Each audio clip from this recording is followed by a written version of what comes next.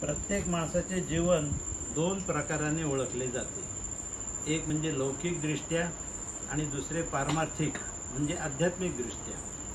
लौकिकदृष्ट्या म्हणजे त्याचा समाजातील जनमानसातील मान सन्मान, नोकरी धंद्यातील वागण्याची पद्धत, पैसा मिळवण्याची प्रामाणिक वृत्ती इत्यादी अनेक गोष्टी पाहिल्या जातात.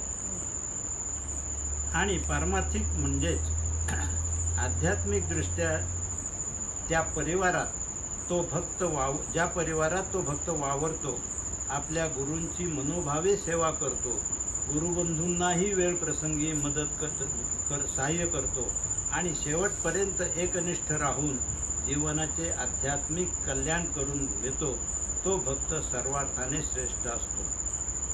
जन्माला आलेल्या प्रत्येक व्यक्तीने, ती स्त्री असो की पुरुष, त्याने उत्तम प्रकाराने संसार करून आध्यात्मिक दृष्टीने यशस्वी वाटचाल करून आपल्या मनुष्य जन्माचे सार्थक केले पाहिजे.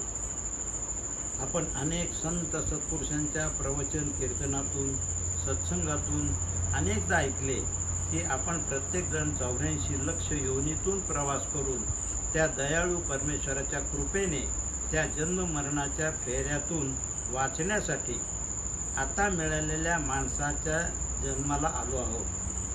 हा 60, 70, 80, 100 वर्षाचा जीवन प्रवास करीत असताना आपल्या हातून अनेक प्रकारची चांगली तसेच दुष्कर्मेही घडतात आणि त्यामुळे परिणामतः त्या योनीत भोग भोगावे लागतात. यातून वाचण्यासाठी सत्संगात संत सेवेत राहून मनुष्य जन्माचे सार्थक करून घ्यावे. हा सर्व विचार केला असता माझे गुरुबंधू शरद कृष्णाजी मेहेर यांनी खरोखरीच आपल्या जन्माचे सार्थक करून घेतले आहे. यात त्यांचा मुलगा श्री सौरभ, मुलगी पूनम, पत्नी सरिता, तसेच भाऊ बहिणी व इतरही आप्तजनांनी बिलकुल दुःख न मानता तो आदर्श ठेवून प्रत्येकाने आपल्या जीवनाचे सार्थक करून घ्यावे. आमचे गुरु महाराज परमपूज्य भक्तराज महाराज म्हणत असत की प्रत्येकाचे प्रारब्ध भोग प्रत्येकाला भोगावेच लागतात, पण तो गुरुसेवेत सत्संगात नामात असेल तर त्याला ते सुसह्य होण्याची ताकद गुरु महाराज देतात आणि शेवटी त्याला सद्गतीही देतात. या सर्व दृष्टीने शरदच्या जीवनाचे निश्चितच सार्थक झालेले आहे, यात संशय नाही. त्याने कांदळी, इंदोर, मोरटक्का व मोरचोंडी या परमपूज्य भक्तराज महाराजांचे आश्रमात 1986-87 सालापासून तनमन धनाने सेवा केली. हे हजारो भक्तांनी पाहिले, अनुभवले आहे.